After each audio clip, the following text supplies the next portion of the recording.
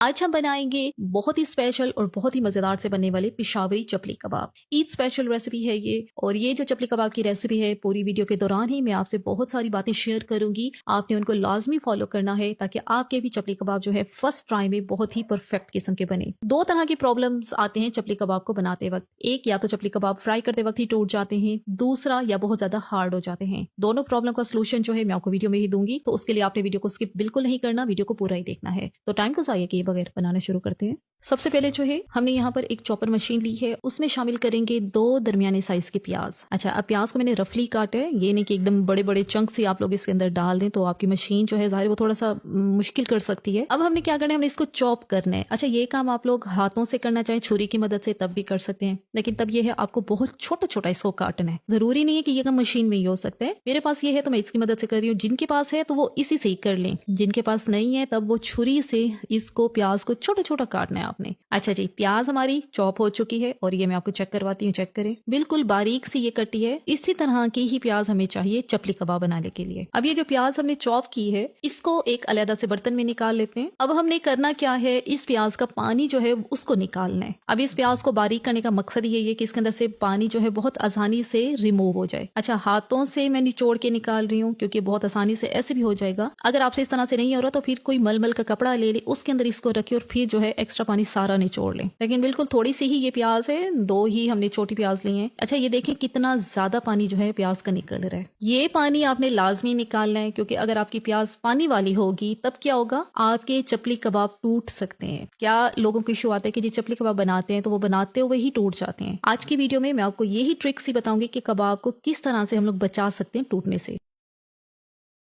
अच्छा जी, प्याज का सारा पानी हमने निचोड़ लिया। अब यहाँ पे चेक करिए ये पानी कितना ज्यादा बचा हुआ है, ये पानी आपने जाया कर देना है। अब ये जो प्याज है इसको साइड पे रखते हैं। अगला स्टेप एक मसाला बनाने का है। मसाला बनाने के लिए यहाँ पे 1 टेबलस्पून अनारदाना लिया है, 1 टीस्पून साबित जीरा लिया है और 2 टेबलस्पून हमने लिया है साबित धनिया। अब ये तीनों चीजें जो है इनको हमने इकट्ठा जो है फ्रेश ग्राइंड करना है। अच्छा, इनका पाउडर अगर इस्तेमाल करेंगे फिर आपके कबाब में से वो खुशबू, वो जायका नहीं आएगा। फ्रेश वाला इस्तेमाल करें, इस तरह से ग्राइंड करके फिर आप अपने कबाब का जायका टेस्ट कीजिएगा। ग्राइंड इनको कर लिया है और अब इसको जो है अलहदा से निकाल लेते हैं, इसको रखते हैं साइड पे। अब अगला काम जो है कुछ सब्जियां हैं उनको काटने का है, जो कि चॉपर में तो जाहिर है हमने सिर्फ प्याज ही काटा है और ये वाली सब्जियां हमने नहीं काटी। तो यहाँ पे 2 से 3 हरी मिर्चें लेनी है, 3-4 भी कर सकते, 5 भी कर सकते हैं, लेकिन 3 जो है इनफ है क्योंकि ये काफी तीखी वाली है। अब इनको भी हमने बहुत ही बारीक बारीक सा चॉप करना है और ये यहाँ पे हरी मिर्चें हमारी बहुत ज्यादा बारीक चॉप हो चुकी है। अच्छा, हरी मिर्च काटते वक्त ख्याल करना है क्योंकि ये हाथों को बहुत ज्यादा लगती है, तो या तो ग्लव्स पहन ले या फिर एहतियात से आपने ये काम करना है। अगला काम हरा धनिया, इसको बारीक चॉप करने का है। हरा धनिया में बहुत ज्यादा मिट्टी होती है, आपने इसको पहले अच्छी तरह से धो लेने, खुश्क करने, फिर ही आपने इसको काटना है। हरा धनिया कट हो चुका है। और तीसरी चीज यहाँ पर हम लोग काटेंगे टमाटर। टमाटर को बीज समेत चपली कबाब में नहीं डाला जाता, इसका बीज और पानी सारा निकाल लेना है आपने और ऊपर वाला जो इसका शेल सा है वो हमने इस्तेमाल करना है। अब इसको भी बहुत ज्यादा फाइन बारीक सा काटना है। टमाटर भी कट हो चुका है, इसको भी रखते हैं साइड पर। अब ये जो सब्जियां हैं इनकी कटिंग हो चुकी है। अब अगला स्टेप मिक्सिंग का है। यहाँ पर हमने लिया है कीमा। अच्छा, कीमा जो है यहाँ पर मैंने 600 ग्राम लिया है, 500 ग्राम यहाँ पे गोश्त है और साथ ही 100 ग्राम इसके अंदर मैंने चर्बी डलवाई है। अच्छा, रेशियो इसकी ये होती है कि 20 to 30% आपने फैट लाजमी डालना होता है। सपोज जैसे मैंने यहाँ पे आधा किलो कीमा लिया है तो उसके अंदर आधा पाव जितना ही हमने जो है इसके अंदर फैट लाजमी डालनी है। अब ये जो कीमा है इसको चॉपर में डाल के मैंने चॉप किया हुआ है, ये मैंने खुद ही कर लिया है। और अगर आपके पास चॉपर मशीन नहीं है तब आप जहां से कीमा लेते हैं आप उन्हें कह सकते हैं कि कीमा जो है आपको बहुत स्मूथ करके दे और उसके अंदर फैट भी डाल कर दें। अब इसके अंदर शामिल करते हैं प्याज, जिसका पानी निकाल के हमने निचोड़ के साइड पे रखा हुआ है और ये चेक करें प्याज काफी खुश्क सी लग रही है यहाँ पर। हरी मिर्च, हरा धनिया। अभी टमाटर जो हमने काटा है वो यहाँ पे नहीं डालना क्योंकि अभी हमने इसकी बहुत ज्यादा मिक्सिंग करनी है। टमाटर में ज़ाहिर मॉइस्चर लेवल होता है तो इसको हम थोड़ी सी देर के बाद शामिल करेंगे। साथ ही इसमें डालेंगे 1 टेबलस्पून अदरक लहसुन का पेस्ट, मसाला जिसको हमने ग्राइंड करके साइड पे रखा हुआ है, 1 टीस्पून कुटी लाल मिर्च, हाफ टी स्पून जीरा पाउडर, हाफ टी स्पून गरम मसाला पाउडर, 1 टेबलस्पून नमक, 1 अदद अंडा। अंडा जो है यह 500 ग्राम मीट के साथ जो है 1 अदद अंडा ही जाएगा इसमें। अच्छा, अब इसको अच्छी तरह से हमने मिक्स करना है। कीमा जो है ये खुश्क होना चाहिए। अच्छा तरीका ये होता है कि कीमा जो है आप उसको पहले आपने गोश्त ले लिया है, उसको धो के आप उसको छलनी में रखिए, सारा पानी खुश्क होने दें। उसके बाद आपने कीमा करवाना है। कीमा करवाने के बाद उसको धोना जो है वो थोड़ा सा वो हो जाता है कि बिल्कुल ही सारा ही उसका जो ब्लड है वो सब कुछ निकल जाता है, तो वो फिर आपके कबाब इतने अच्छे भी नहीं बनते। तो आपने क्या करना है, गोश्त को धोना है, उसके बाद उसका कीमा करवा लेना है, फिर आपने उसको नहीं धोना।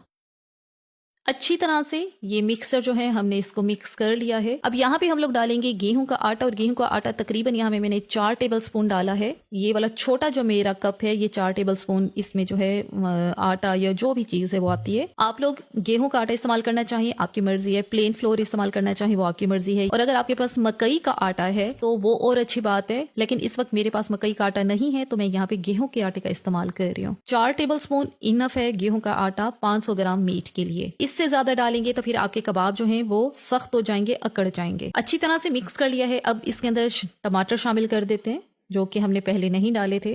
टमाटर शामिल करने के बाद दोबारा इसको अच्छी तरह से अब मिक्स करेंगे।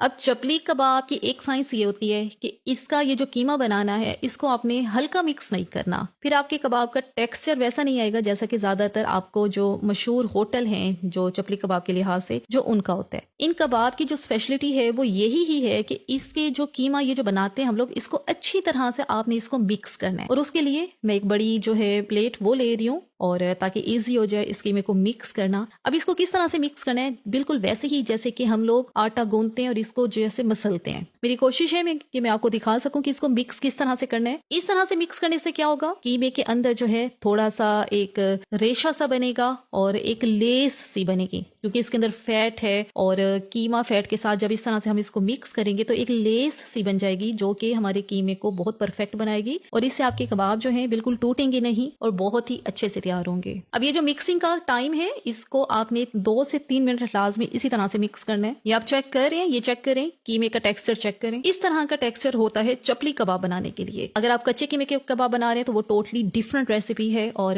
काइंडली इन दोनों रेसिपीज को सेम मत किया करें, क्योंकि फिर ना आपको चपली कबाब का टेस्ट आता है ना ही कच्चे कीमे के कबाब का आता है। अब इसको हमने रेस्ट देना है 2 से 4 घंटे के लिए। टाइम है तो 4 घंटे लाजमी दें, टाइम नहीं है तो 2 घंटे आपने लाजमी देना है, क्योंकि इसके अंदर किसी तरह का मीट टेंडराइजर नहीं है। तो कीमे को जितना ज्यादा रेस्ट देंगे कीमा उतना ही ज्यादा जो है वो मैरिनेट होकर जब कबाब बनाएंगे तो कम टाइम में आपके कबाब जो है वो तैयार हो जाएंगे। 2 घंटे इसको मैंने फ्रिज में रखा है, उसके बाद इसको बाहर निकाला है। तो यहाँ पे अब हम कबाब बनाते हैं। कबाब बनाने के लिए आपने एक बाउल में ठंडा पानी लेना है, गर्म पानी नहीं लेना, ठंडा पानी लेना है। इससे हाथों को अच्छी तरह से पहले गीला करना है, और एक अच्छी सी अमाउंट में आपने कीमा लेना है। पहले तो इसकी एक बॉल सी बनानी है, उसके बाद आपने चपली कबाब की शेप दे लेनी है। साइज जो है आप अपनी पसंद के लिहाज से साइज बना सकते हैं, लेकिन मैं यहाँ पे थोड़े से बड़े ही बनाऊंगी। जाहिर है चपली कबाब है तो ये साइज में थोड़े बड़े ही जैसे कि कमर्शियल लेवल पे बनते हैं, तो हमारी कोशिश है वैसे ही बनाएं।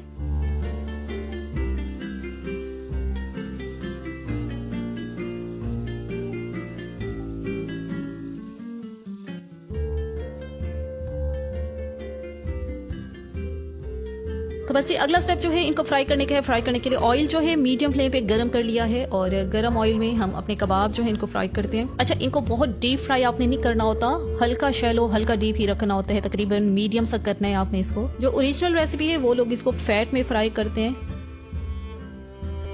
चपली कबाब को ऑयल के अंदर डालें और फौरन से इसके ऊपर जो है ऑयल डालना शुरू कर दें। ये ज्यादातर आपने देखा होगा पेशावरी चपली कबाब जो बना रहे होते हैं वो तो बहुत बड़े लेवल पे बनाते हैं, और बहुत बड़े उनके पास बर्तन होते हैं जिसका टेम्परेचर भी बहुत ज्यादा हुआ होता है ऑयल का, चर्बी का। तो उसके अंदर जब वो फ्राई डालते हैं तो कबाब जाते साथ ही उसको इतना टेम्परेचर मिलता है कि कबाब जो मीट है वो पक जाता है वहीं पर, और फिर फौरन से वो गरम गरम ऑयल इसके ऊपर भी डाल रहे होते हैं। अब पैन के अंदर काफी स्पेस बची हुई है तो इसमें बाकी 2 कबाब भी इजीली फ्राई हो जाएंगे। अब इसके ऊपर भी ऐसे ही ऊपर से ऑयल जो है वो डालते रहेंगे। अब फ्राई करने का इनको जो टाइम है, एक साइड आपने 4 मिनट तक ही फ्राई करनी है, ऐसे ही दूसरी साइड भी 3 से 4 मिनट फ्राई करनी है। टोटल टाइम जो इसको फ्राई करने का है वो 8 से 10 मिनट है। अगर कीमे को रेस्ट आपने ज्यादा दिया है, पूरी रात के लिए दिया है, ये 4 से 5 घंटे के लिए दिया है, तब आपका ये टाइम जो है 8 मिनट तक भी आ सकता है। 7 मिनट 8 मिनट में आपके कबाब फ्राई हो जाएंगे। लेकिन हमने यहाँ पे 2 घंटे की मैरिनेशन दी है तो हम इसको 10 मिनट लाजमी फ्राई करेंगे। तो बस यहाँ पे एक कबाब तो हमारा अच्छी तरह से फ्राई हो चुका है, इसको ऑयल से बाहर निकालते हैं। इसी तरह जो बाकी 2 बचे हुए कबाब हैं ये भी फ्राई हो चुके हैं, और इनको भी ऑयल से बाहर निकालते हैं। तो बस जी यहाँ पे रेडी हो चुके हैं हमारे बहुत मज़ेदार, बहुत ही स्पेशल और ऑथेंटिक चपली कबाब। पेशावरी चपली कबाब की आज मैंने आपसे बिल्कुल ऑथेंटिक रेसिपी शेयर की है और मेरी कोशिश यही है कि आपसे हर पॉइंट जो है बहुत ज़्यादा डिटेल से आपको समझा सकूं, ताकि आप में से जो इसकी फर्स्ट ट्राई भी करे उसके भी ये कबाब जो है परफेक्ट बने, ना वो टूटे और ना ही जो है वो एक्स्ट्रा ही हार्ड हो जाए। और यहाँ पे इनको सर्व मैं कर रही हूँ दही और पुदीने वाले रायते के साथ, एज यूजुअल, जो कि मेरा ऑल टाइम मोस्ट फेवरेट है। इस तरह की चीज़ों के साथ यही रायता ही जो है बहुत ज़्यादा मज़े का लगता है।